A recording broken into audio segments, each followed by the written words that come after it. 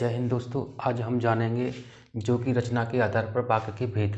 हमने पिछली क्लास में सभी अर्थ के आधार पर वाक्य के भेद और वाक्य के अंगों को पढ़ चुके हैं, जो कि यह क्लास दूसरी है जो कि वाक्य को हम पढ़ने वाले हैं रचना के आधार पर। रचना के आधार पर वाक्य के 3 भेद होते हैं। आपको यहाँ से भी एक प्रश्न पूछा जाता है कि रचना के आधार पर वाक्य के कितने भेद होते हैं, यानी रचना के आधार पर वाक्य के 3 भेद होते हैं।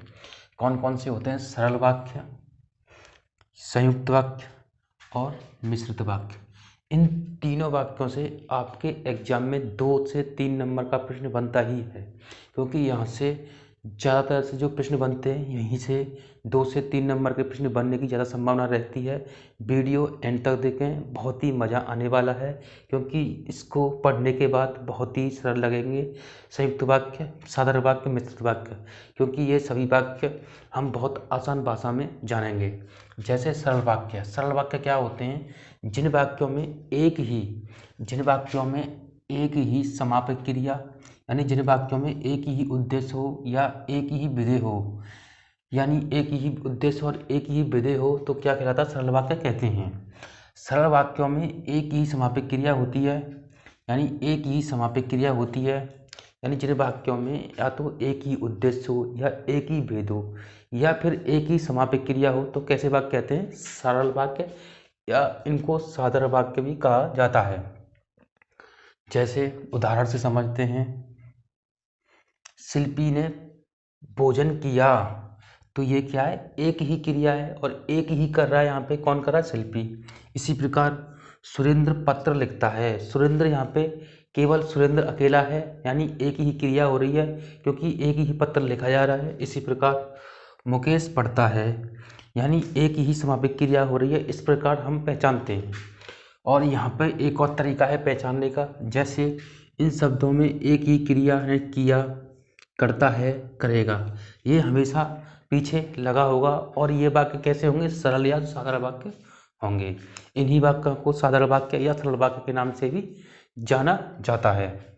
इनको सिंपल वाक्य भी कह सकते हैं, साधारण वाक्य भी कह सकते हैं, इसमें कोई डाउट नहीं है। इसी प्रकार संयुक्त वाक्य क्या होते हैं?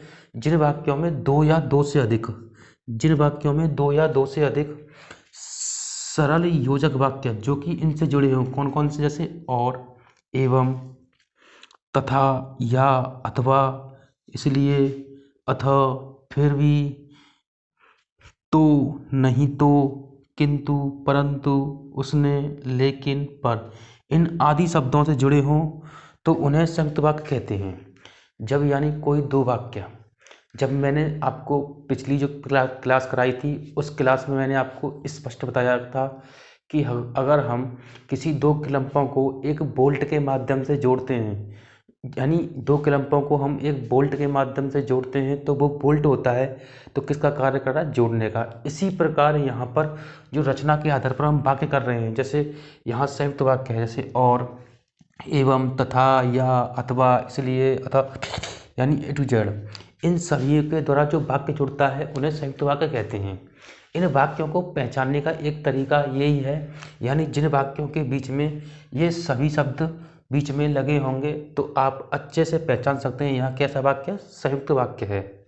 जैसे उदाहरण से हम समझते हैं, जैसे सुबह गया और शाम को लौट आया।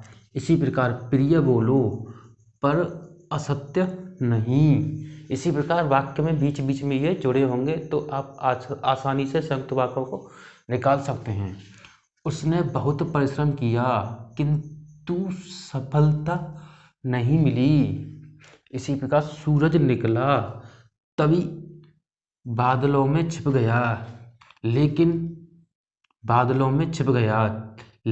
तभी बादलों में छिप गया। इस प्रकार हम आसानी से इनको निकाल सकते हैं। मिश्रित वाक्य, जिन वाक्यों में एक प्रधान उपाक्य हो, कैसा वाक्य हो? एक तो प्रधान उपाक्य हो और अन्य आश्रित उपाक्य हो, यानी एक वाक्य दूसरे वाक्य पर क्या हो? निर्भर करता हो।